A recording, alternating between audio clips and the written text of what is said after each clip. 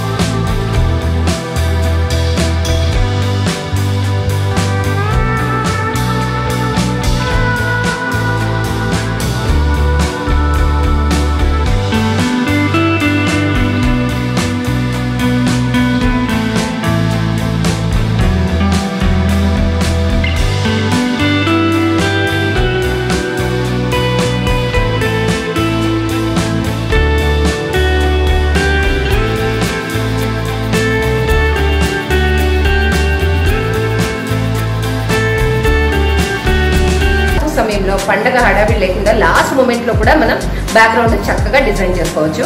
మరి మన గణేశుడిని అందమైన బ్యాక్గ్రౌండ్ ఇలా మనకి ఇంట్లో ఉన్న మెటీరియల్ తోటి చాలా చక్కగా తయారు చేసుకుని మన గణేశుడిని ఆహ్వానిద్దాం. మరి వామమ్ ప్రేక్షకులందరికీ వినాయక చవితి శుభాకాంక్షలతో మీ విజయమోహన్. మెటీరియల్ అంతా కనుక రెడీగా మనం పెట్టేస్తే ఈవెన్ పిల్లలు కూడా పండగ టైంలో హడావిడి లేకుండా చక్కగా వినాయకుడి బ్యాక్గ్రౌండ్ అంతా తయారు చేసేసుకోవచ్చు. చాలా బాగుంది కదా. మరి మీకు నచ్చినట్టుగా గణేశుని ఇలా బ్యాక్గ్రౌండ్స్ తయారు చేసుకోండి. ఇంకా ఎన్నో మంచి వీడియోస్ కోసం మన ఛానల్ని సపోర్ట్ చేస్తూ ఉండండి. Thank you.